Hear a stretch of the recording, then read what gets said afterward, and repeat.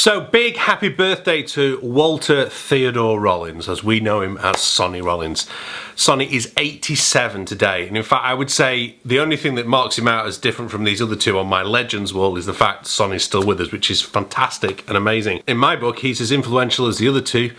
Maybe not as much as Parker in terms of what he did with the what Parker did with the altos. I spoke last week celebrating Parker's birthday, but I think when we come to look back on Sonny's career, and in fact he hasn't played since 2012 in public, so maybe we ought to be doing that now and just celebrating while he's still with us, and kind of being so fortunate that so many of these jazz legends die so young. And here's Sonny, 87 years old today.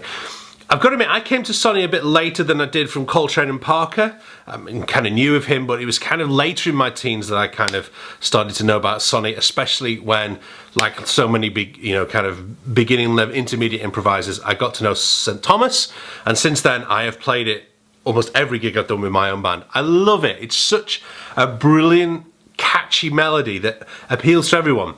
I don't know whether I'll have the video footage to show you, but even if I don't, those other gigs we did the week, when you get young kids at a gig and you play St. Thomas to them, they love dancing along to it. I was listening to this version before. I mean, it's such a fantastic calypso track. There's so much in there for the kind of listener enjoys. It's got a hook of a melody, but it's you can dance to it. So many jazz tunes you can't. But as an improviser, there's so much there. It's quite a simple harmonic layout, but there are loads of places you can go on it. And if you obviously listen to the Sonny Rollins versions, I'll put a playlist together below, but check out Joshua Redman's version of it, what Bramford's done on it. There's just so many versions of it, and it's one of my favourite tracks. It's actually Katie's favourite track. Whenever she's there, she always wants me to play St. Thomas. So many happy returns to Sonny. By no means is Sonny just kind of this happy-go-lucky kind of musician as well. One of the first times I got to hear Sonny in a bigger context was when I watched the film Alfie, the original Alfie, not the one with Jude Law, the original one with Michael Caine. I've spoken about this before. But the depth and the darkness of the film and the score that goes with it is fantastic. Sonny wrote that while he had a week's residency at Ronnie Scott's, when Ronnie Scott allowed people to sort of be a jazz club and kind of do these week-long residencies. And Sonny he said the notes were in the walls, and he was just kind of pulling the notes out of there and putting them together into this film score for Alfie. Now, one of the reasons I think Sonny has such great crossover appeal, and I don't mean that in a derogatory way at all. I mean that you can share these Sonny Rollins playlists with people who are not jazzers and they really enjoy them. It's something that Bramford told me about. So this has come sort of second-hand, first-hand via. So Sonny told Bramford told me that Sonny in his youth, they couldn't afford record players. He grew up poor in Harlem, and what he used to do was have his alto saxophone and sometimes the piano, because he started on piano, and he'd hear a song on the radio and he'd be like, I want to work that out, and he would sit there and work it out. There was no transcribe, there was no kind of iTunes Music or Spotify. He heard it, and then that was it. There was no chance, even from what I did in my youth, of hitting a tape player to hear the thing back. You basically heard it once and then waited for it to come back around again on the playlist, or whether the DJ played it again. And, or he heard music in the street and he picked it up. And of course, St. Thomas comes from a folk melody from the Caribbean island of St. Thomas, and Sonny's mother used to sing that to him to sort of, just when he was a child, and it kind of stuck with him, and it's always there. And then he took it to the world. And I just love Sonny's story. I love his music. It's so uplifting. It's so joyous. But there's other sides to it as well. And of course, you've got the story on the bridge.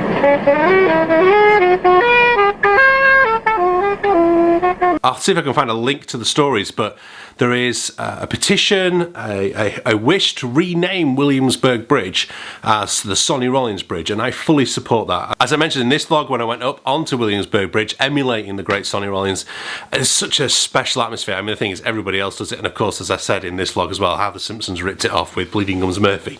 The other thing I love about Sonny is his perceived honesty, and it certainly comes through the music, but also taking those creative breaks to work on your craft, as Wynton Marsalis talks about in the Ken Burns documentary, about going and facing the dragon and with your axe or your sword being the instrument, and taking on that great challenge of practicing and not performing in public until you're ready.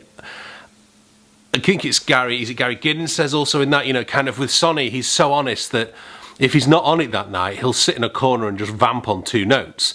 but you catch him on a night when he's on fire and he'll just blow your mind. And he is. I love the way he's such an original improviser. You know, there just seems to be this conscious flow of ideas, and many happy returns, Mr. Rollins.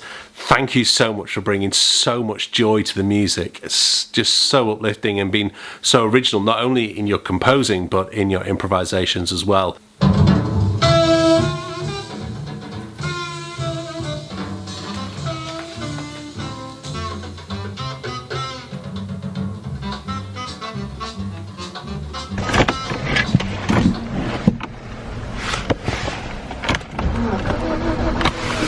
This is why I can't take the car.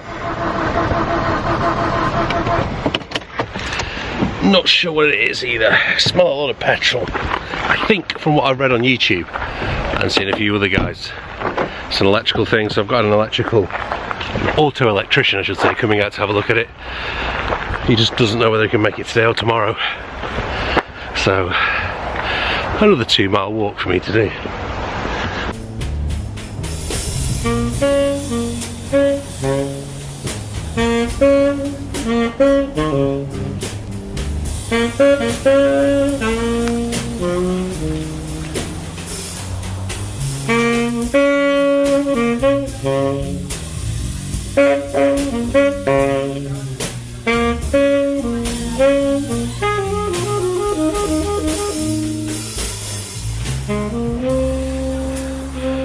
So, tyre sorted, needed a new tyre, new inner tube, but the guy was fantastic, fitted it for me, all for under £30. So, Cambridge Cycles, thank you very much.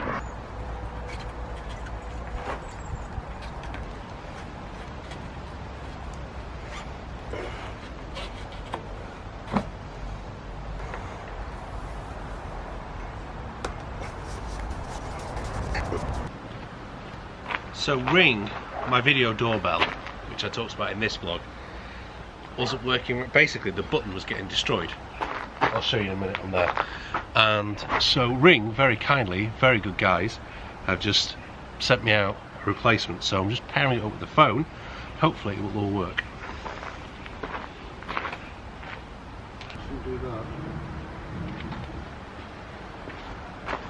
So it has worked again, but the problem is I'm now going to go on their website and re-log in and sync it all over so I can save all my videos, which is a bit of a pain.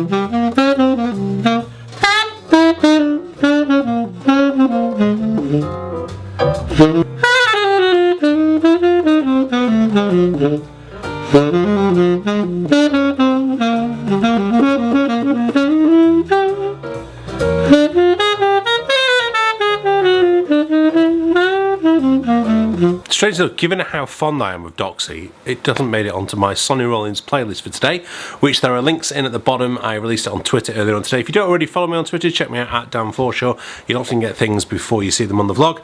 Just to quickly talk about the pieces I've put on there. So St Thomas, obviously, as I've said. Ten of Madness, the only recording we've got of Coltrane and Rollins playing together. Both of them thought the other one was the best tenor saxophone player, which I always think is really, really lovely. Alfie's theme, which I've already spoken about. The Bridge, really seminal track. Heard a little bit of me playing it there, not very well. Softly as a Morning Sunrise from that fantastic Blue Note album, Live at the Village Vanguard. Blue 7, I'm an Old Cow Hand, which I absolutely adore. It's just another simple track which Sonny just absolutely rinses. Oleo, as I was doing just before, again, classic Sonny Rollins over rhythm changes. Sonny Paper Moon, had to put something in there with Miles. Erosion, great track, real test. I remember Ray Wilkes spending a long time teaching me how to play that. And just about get it right now. Phantom House, another great Sonny Rollins original.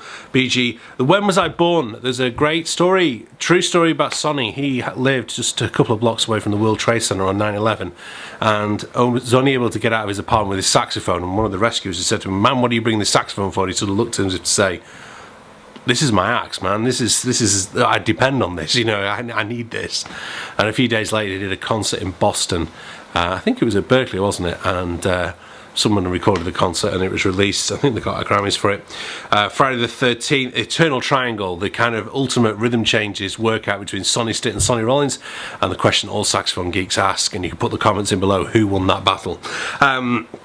Bags Grove from the Modern Jazz Quartet with Sonny Rollins, of course the classic thing. There is a Rolling Stones track on there because Sonny is the saxophone soloist on there. I done a lesson for that, Waiting on a Friend solo on Cambridge saxophone. Woody and You, again, another one from the Live at the Village Vanguard, and then finished off with Blue 7.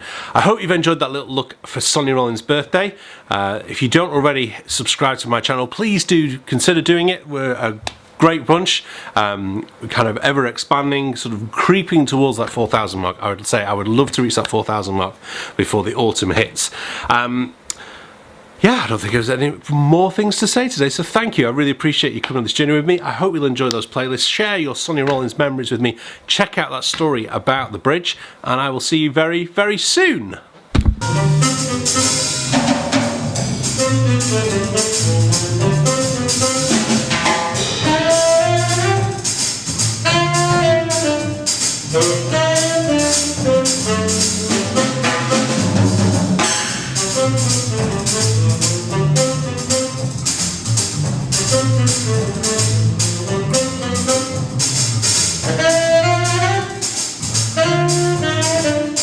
Thank you.